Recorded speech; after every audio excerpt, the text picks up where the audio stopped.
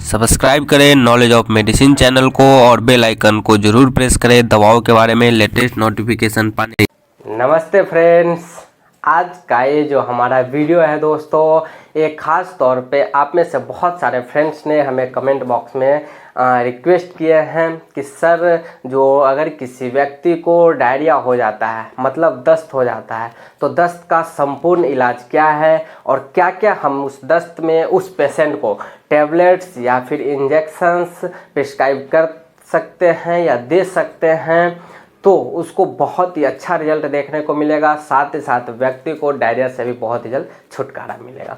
तो आज हम इसी टॉपिक के ऊपर बात करने वाले हैं दोस्तों कि यदि किसी व्यक्ति को डायरिया हो जाती है, मतलब दस्त लग जाती है, चाहे वह 2 दिनों का दस्त हो, 4 दिनों का दस्त हो या फिर लंबे समय से दस्त चला आ रहा हो और उसका दस्त ठीक ना हो रहा हो, तो हम क्या क्या उसे प्रिस्क्राइब कर सकते हैं और हमें क्या क्या उसे देना चाहिए एज ए फार्मासिस्ट या फिर एज ए क्लिनिक स्टाफ, हम क्या क्या उस पेशेंट को देते हैं तो उसको अच्छा रिजल्ट देखने को मिलेगा।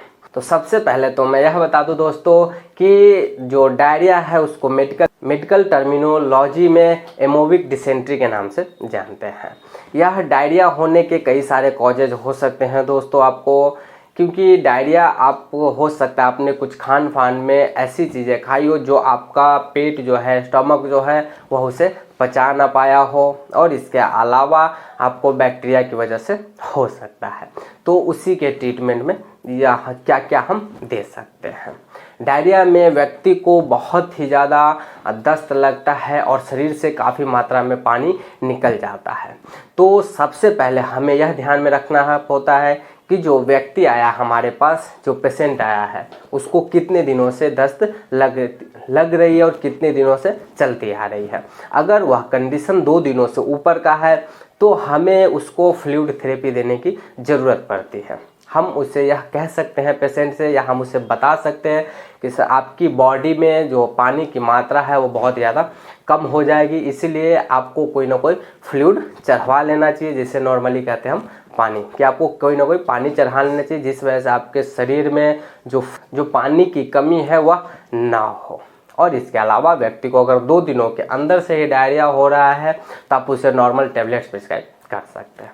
सबसे पहले कंडीशन हम उठाते हैं कि जो व्यक्ति जिसको 2 दिनों से ज़्यादा हो रहा हो, तो उसे हम पहली बात ORS का घोल दे सकते हैं, मतलब जो ओरल रिहाइड्रेशन साल्ट होती है उसका घोल हम उसे दे सकते हैं ताकि व्यक्ति रिहाइड्रेट हो जाए, हाइड्रेशन से बचा रहे। इसके अलावा व्यक्ति को हम RL, NS या फिर D5 या फिर DNS, यह कंडीशंस के ऊपर डिपेंड करता है। अगर कोई व्यक्ति डायबिटिक है, मतलब जिसको डायबिटीज़ की समस्या है, तो उसे हम DNS और D5 नहीं देंगे। इसके अलावा हम इन चारों में से कोई भी एक फ्लूइड को कॉमनली हम नॉर्मल सलाइन एवं RL जो रिंगल लैक्टेट होता है उसी को हम पेशेंट को देंगे। साथ ही साथ हम उस सलाइन में व्यक्ति को कोई MBI मिक्स करेंगे, जैसे MBI इंजेक्शन, पॉलीवियन, न्यूरोकाइंड गोल्ड। तो जो भी आपके पास MBI उपलब्ध है उस टाइम पे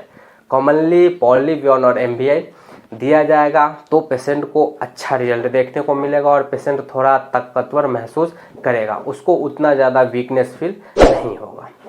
इसके अलावा जब भी आप पेशेंट को नॉर्मल सलाइन के अंदर या फिर कोई भी सलाइन जो आप दे रहे हैं उसमें पेशेंट को अगर आपने कोई MBI दिया है, मतलब कोई मल्टीविटामिन इंजेक्शन दिया है, तो उसके साथ साथ आपको कुछ PPIs भी देना ज़रूरी होता है, मतलब जो गैस वाली जो होती है आपको इंजेक्शन, जैसे पैन 40, इसके अलावा आप रैनटेक, दोनों में से कोई सा भी आप दे सकते हैं, जिसे हम प्रोटॉन पंप इनहिबिटर करते हैं।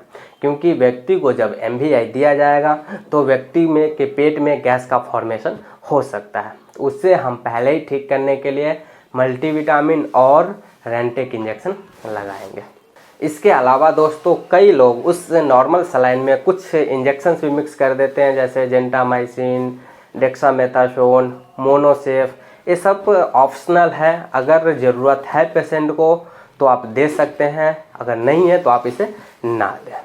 इसके अलावा व्यक्ति को अगर दस्त के साथ साथ उल्टी आ रही है, वोमिटिंग हो रही है, तो व्यक्ति को आप उसी सलाइन के अंदर जो ऑन्डेम इंजेक्शन आते हैं ऑन्डेनसेट्रॉन, उससे भी आप मिक्स कर सकते हैं ताकि व्यक्ति को जो वोमिटिंग आ रहा है वह ना हो। ये तो हो गए डिटेल्स दोस्तों कि जैसे हम उसको सबसे पहले ORS का घोल देंगे जिससे व्यक्ति रिहाइड्रेट रहे, मतलब व्यक्ति को हाइड्रेशन ना हो। साथ ही साथ डिहाइड्रेशन को रोकने के लिए भी व्यक्ति को सलाइन में हम मल्टीविटामिन मिक्स करके देंगे ताकि व्यक्ति तंदुरुस्त भी महसूस करे और उसको डिहाइड्रेशन की समस्या भी ना हो। इसके अलावा जब यह टाइम पूरा हमारा कंप्लीट हो जाता है व्यक्ति को, जब हम यह पूरा सलाइन दे देते हैं, उसके बाद व्यक्ति का एक फ्लाजिल जो मेट्रोनाइडाजोल है वह आपका एक ड्रिप फॉर्मेट में, सलाइन के फॉर्मेट में भी आती है। अगर आपके पास वह अवेलेबल है तो आप भी वह उसे दे सकते हैं, जो कि कॉमनली 200 ml के स्ट्रेंथ में होता है, 200 ml की पैकिंग में आती है। तो अगर आपके पास वह अवेलेबल है तो आप उसे दे सकते हैं। हमें आती है कुछ टैबलेट्स देने की। टैबलेट्स में दोस्तों नॉर्मली जो चलते हैं, जिसे आप सभी जानते हैं, मेट्रोनाइडाजोल, जिसे हम फ्लाजिल के नाम से जानते हैं, फ्लाजिल 400। एक व्यक्ति के लिए कॉमनली फ्लाजिल 400 प्रिस्क्राइब किया जाता है। इसके साथ साथ व्यक्ति को एनाटीजर भी दिया जाता है। यह एक ऑप्शनल होता है, चाहे आप व्यक्ति को नॉरफ्लॉक्सासिन टिंडाजोल दे दें या फिर व्यक्ति को अगर आपने सिर्फ मेट्रोनाइडाजोल मतलब फ्लाजिल प्रिस्क्राइब किया है तो आप उसके साथ व्यक्ति को कोई एक ओफ्लॉक्सासिन दे दें या फिर ओफ्लॉक्सासिन के साथ आप ओर्निडाजोल दे दें। तो इन तीनों में से कोई सा भी आप एक उठा सकते हैं। कॉमनली जो दिया जाता है दोस्तों वह मेट्रोनाइडाजोल, फ्लाजिल और एनाटीजर दोनों कई बार प्रिस्क्राइब किया जाता है। कई सारे डॉक्टर्स आपको ये बताएंगे कि हम सिर्फ फ्लाजिल ही दें, कभी अगर हम मेट्रोनाइडाजोल दे रहे हैं तो टिंडाजोल ना दें, नहीं तो व्यक्ति के ऊपर रिवर्स इफेक्ट दिखेगा। बट ऐसा नहीं होता है दोस्तों। एक रियल एक्सपेरिमेंट के तौर पे आप उस व्यक्ति को मेट्रोनाइडाजोल मतलब फ्लाजिल और नॉरफ्लॉक्सासिन के साथ अगर टिंडाजोल भी दे देते हैं तो व्यक्ति का जो दस्त है वह गारंटी एक टैबलेट खाने के बाद ही 80% तक रुक जाएगा। इसके अलावा व्यक्ति को आप गैस की गोली जैसे रेंटैक, पैनटॉप और इसके अलावा व्यक्ति को अगर वोमिटिंग भी आ रही है तो आप उसे रेंटेक, जिनटेक या आपके पास जो भी अवेलेबल है ओमेप्राजोल, उस सब में से कोई सा भी आप एक दे सकते हैं। यह जो कॉमनली टैबलेट्स होता है यह आपको 3 दिनों के लिए प्रिस्क्राइब करना पड़ता है मिनिमम। और ये जो सारे टैबलेट्स हैं इसको सुबह शाम खाना खाने के बाद ही प्रयोग में लेने की सलाह दी जाती है। वैसे जो गैस की गोली है आप उसे खाना खाने से पहले लेने की सलाह दे सकते हैं। तो ये तो हो गए पूरी डिटेल्स ट्रीटमेंट्स दोस्तों।